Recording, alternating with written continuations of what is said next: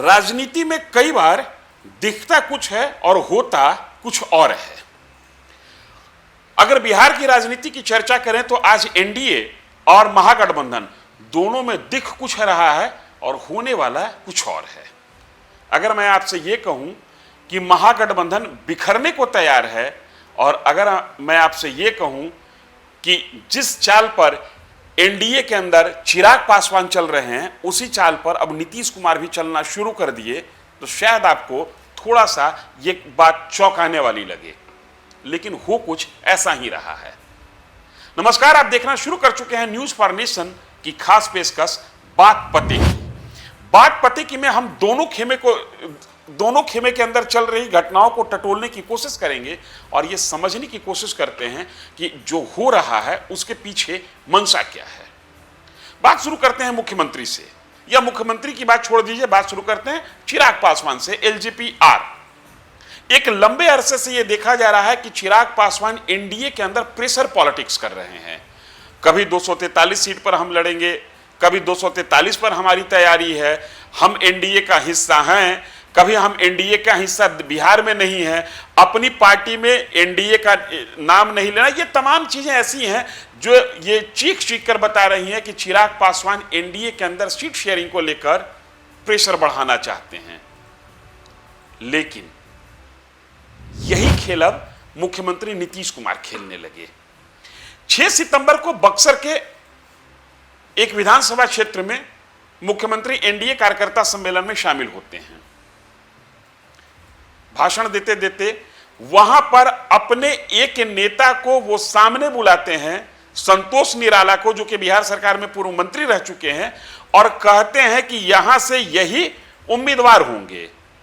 यह बक्सर के राजपुर विधानसभा क्षेत्र का मामला है।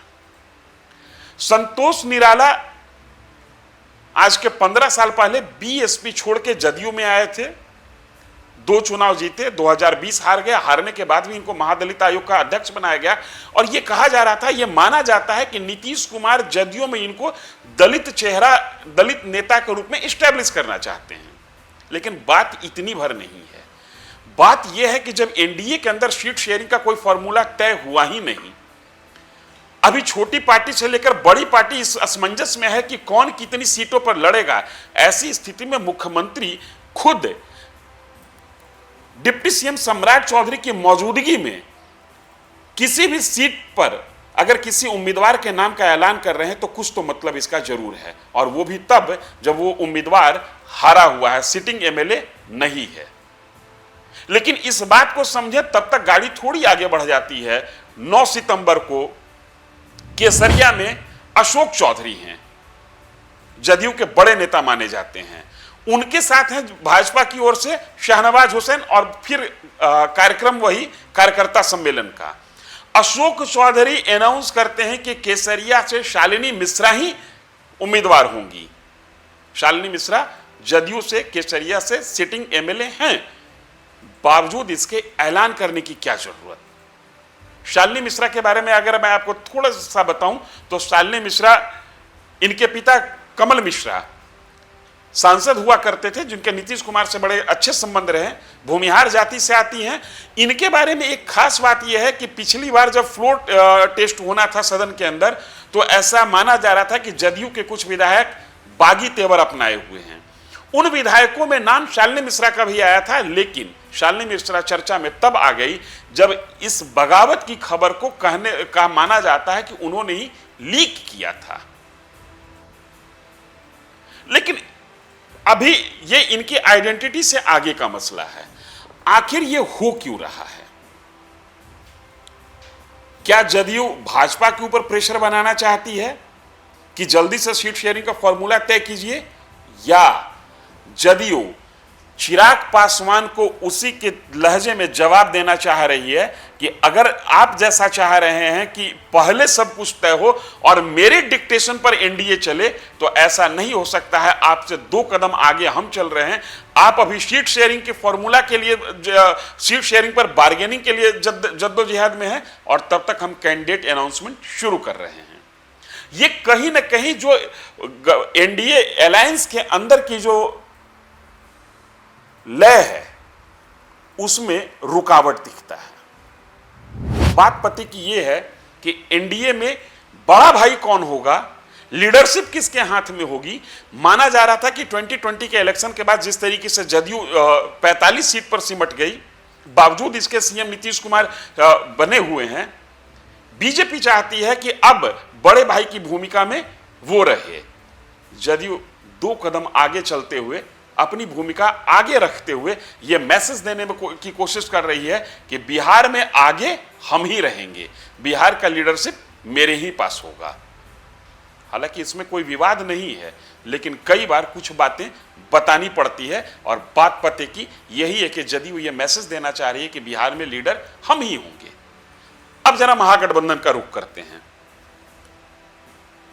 वोटर अधिकार यात्रा के बाद 2 घटनाएं ऐसी हुई जो महागठबंधन के अंदर बहुत अच्छा नहीं माना जा रहा है। क्या 2 घटनाएं ऐसी हुई? पहला, तेजस्वी यादव ने अनाउंस किया कि जो वोटर अधिकार यात्रा के दरमियान जो 14 जिले छूट गए, उन जिलों में वो यात्रा करेंगे। और मंगलवार को कांग्रेस की लीडरशिप अपने राष्ट्रीय अध्यक्ष मल्लिकार्जुन खड़गे के नेतृत्व में, मल्लिकार्जुन खड़गे के सरकारी आवास पर दिल्ली में राहुल गांधी की मौजूदगी में बिहार के तमाम नेताओं की बैठक होती है और उस बैठक में तय होता है कि जो 14 जिले बच गए वहां पर अब राहुल गांधी फिर जाएंगे, लेकिन इस बार कांग्रेस अपने बूते जाएगी। महागठबंधन की कोई भी पार्टी कांग्रेस के साथ नहीं होगी। यह अपने आप में एक बड़ा मैसेज है। दोनों बड़ी पार्टी महागठबंधन की, दोनों अब एक साथ चलने के बाद अलग अलग चलने की रणनीति अख्तियार कर रही है। इसके पीछे का मकसद क्या हो सकता है? पहला मकसद, कांग्रेस अपने बैकबोन पर खड़ा होना चाहती है। तेजस्वी यादव अगर अकेले जा रहे हैं तो तेजस्वी यादव किसी भी सूरत में अपने समर्थकों के बीच में कांग्रेस का झंडा बुलंद होता हुआ नहीं देखना चाहते हैं। वोटर बचाओ अधिकार यात्रा के दरमियान यह देखा गया कि पूरी यात्रा राहुल गांधी की लीडरशिप में शुरू से लेकर समाप्त हुई और पूरी यात्रा का सेहरा भी राहुल गांधी के माथे पर बंधा। लेकिन खबर सिर्फ इतनी ही नहीं है। मंगलवार को जब दिल्ली में कांग्रेस की टीम बैठी हुई थी तो 2 चेहरे ऐसे उसमें थे जिनको देखकर, जिनको जानकर राजद तिलमिला जाती है। एक चेहरा पप्पू यादव, ये वही पप्पू यादव हैं जिनको राजद के कारण कांग्रेस ने पूर्णिया लोकसभा से टिकट नहीं दिया। तेजस्वी यादव पूर्णिया में कई बार सभा किए, खुलकर ऐलान किया, खुलकर लोगों से अपील की कि पप्पू यादव को वोट नहीं दीजिए। उस पप्पू यादव को भी कांग्रेस ने अपनी मंगलवार की मीटिंग में शामिल किया। और दूसरा नाम कन्हैया कुमार। ऐसा कहा जाता है कि कन्हैया कुमार को बिहार में नहीं जमने देने के पीछे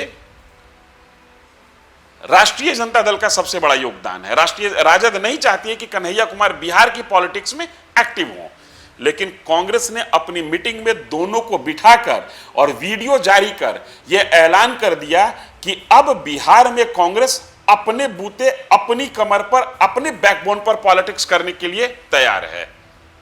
हालांकि राजनीतिक पंडित इसमें इस बात को तवज्जो नहीं दे रहे हैं। उनका कहना है कि बात पते की यह है कि कांग्रेस इन तस्वीर के सहारे, इन चेहरों के सहारे आने वाले विधानसभा चुनाव में महागठबंधन के अंदर अधिक से अधिक सीट लेना चाहती है।